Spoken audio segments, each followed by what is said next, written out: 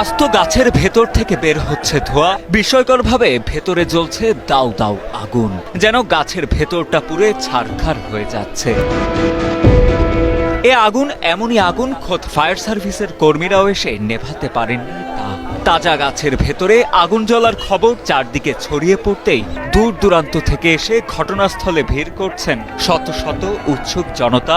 এলাকায় সৃষ্টি হয়েছে ব্যাপক চাঞ্চল্যের। আগুনটা যে কিভাবে ধরে এটা তো আমরা বলতে পারতেছি না। এখন তো নিচে হয়তো বা অনেকে যে খড়কুটা ফেলে, এখন ওখানে আগুন দিছিল কিনা মনে করতেছে অলৌকিক একটা ঘটনা বা একটা দাবানল সৃষ্টি হয়েছে এখানে, যত সম্ভব বোঝা যায়। তো ভিতর থেকে প্রতিটা ডাল থেকে যেভাবে আগুন বাড়াইতেছে তাতে তো এই গাছের মানে বয়স অনুপাতে বলা লাগে প্রায় 50 বছর বয়স হয়েছে এই গাছে। আমি সকালে এসে যখন দেখলাম এই অবস্থা, আমি নিজেও ভিডিও করে নিলাম।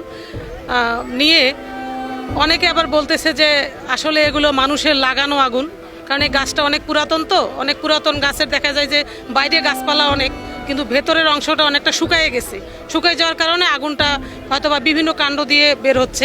1 জুলাই শতবর্ষী করাই গাছ থেকে আগুন বেরোনোর এই ঘটনাটি ঘটে কুড়িগ্রাম চিলমারী উপজেলার রমনা রেল স্টেশন চত্বরে। স্থানীয়রা জানান, সকালে বিশাল গাছটি থেকে ধোঁয়া বের হতে দেখেন অনেকে। কাছে গিয়ে দেখেন মাটি থেকে প্রায় 10-12 ফুট ওপরে শতবর্ষী ওই গাছের বিভিন্ন ডালের ভেতর থেকে দাউ দাউ করে জ্বলছে আগুন।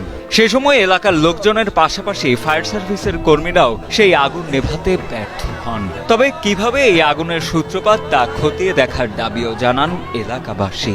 আগুনের একটা কুণ্ড, মানে ওই ভাড়ার আগুন, যেমন আমার দরজা খুললে ধরুন আগুন দেওয়া যায় না, ওইরকম তন্দুরের আগুন। এই গাছের সাথে আমার সুসম্পর্ক, মানে আত্মা বেতাত্মার সম্পর্ক। আমাকে এখানে দিনে 24 ঘন্টা অতিবাহিত করা লাগে, কিন্তু আমি তো কল্পনা করতে পারতেছি না এই আগুনটা কিভাবে আসলো, কিভাবে লাগলো। এর আগে এখানে মেথরেরা ছিল, তখনও তো এরকম অঘটন ঘটে নাই। ওরা তো এখানে সাথে ছিল, ঘর লাগা ছিল।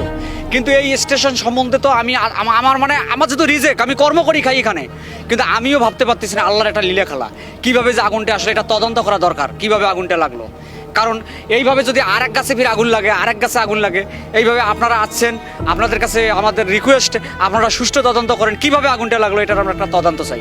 এদিকে করাই গাছে এমন রহস্যজনক অগ্নিকাণ্ডের ঘটনার পর ঘটনাস্থল পরিদর্শন করেন কুড়িগ্রাম চিলমারী উপজেলা নির্বাহী কর্মকর্তা সবুজ কুমার বসাক। তিনি জানান, সব দিক থেকে চেষ্টা করেও গাছটির আগুন নেভাতে পারেনি ফায়ার সার্ভিসের কর্মীরা। গাছটি বাংলাদেশ রেলওয়ের অধীনে থাকায় রেলওয়ে কর্তৃপক্ষকে বিষয়টি অবগত করা হয়েছে বলেও জানান এই কর্মকর্তা। সম্ভবত যে গাছের ভিতরে যে আংশিক অংশ হয়তো বা আপনার শুকনো হতে পারে, অথবা ওটার যে হচ্ছে আপনার আঠালো যে ইয়াটা আছে সেটা হয়তো বা দাহ্য পদার্থ মনে হয়, যে কারণে এটা করা যাচ্ছে না, এরকম একটা সুবিধা হলো।